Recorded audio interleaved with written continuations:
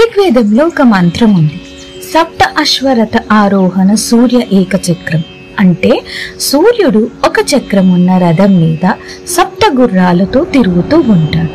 ఈ వాక్యం అన్ని వేదాల మధ్య ప్రత్యేకంగా మెన్షన్ చేసిన సత్యం. మార్కండేయ పురాణంలో మార్కండేయ ముని చెప్పినట్టు సూర్యుడు ఒక దివ్య రథం మీద ప్రతిరోజు బ్రహ్మాండంలో తిరుగుతూ ఉంటాడు. ఆ రథ సారథి అరుణదేవుడు. రథం మీద ఉన్న సప్త గుర్రాల విశేషం అవి సాధారణ గుర్రాలు కాదు, సప్త హరిత అని వేదం పిలుస్తుంది. అవి ప్రతి ఒక్క లోకంని నడిపించే ప్రాణశక్తి రూపం. ఈ సప్త గుర్రాలు భూలోకం నుండి సత్యలోకం వరకు ఉన్న సప్త లోకాలకు ప్రాణశక్తిని ఇస్తాయి. మార్కండేయ పురాణం చెప్పినట్టు సూర్యరథం సప్త గుర్రాలతో తిరుగుతున్నది అంటే ఆ గుర్రాలు సప్త లోకాలలో తమస్సుని విడిపించి ప్రకాశాన్ని ప్రవహిస్తున్నాయి.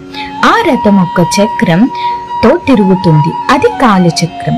దానితో సూర్యుడు కాలం సృష్టిస్తాడు, ఋతువులు మారుస్తాడు, జీవితం సాగిస్తాడు.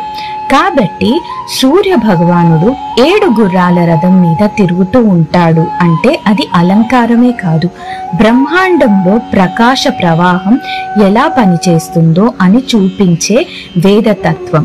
ఋగ్వేదం చెప్తున్నట్టు ఈ సప్త గుర్రాలు దేవుడి సప్త ప్రభాలు, మన లోకంని జీవించడానికి అవకాశం ఇచ్చే 7 శక్తులు. సూర్యుడు ఉదయిస్తేనే ఆ 7 గుర్రాలు లోకంలోకి వెలుగు, జీవితాన్ని ఇస్తాయి. అందుకే పురాణాలు అంటున్నాయి, సూర్యరథ సప్త గుర్రాలు నడుస్తున్నప్పుడే ప్రతి జీవికి ఒక ప్రాణి అందించబడుతుంది అని.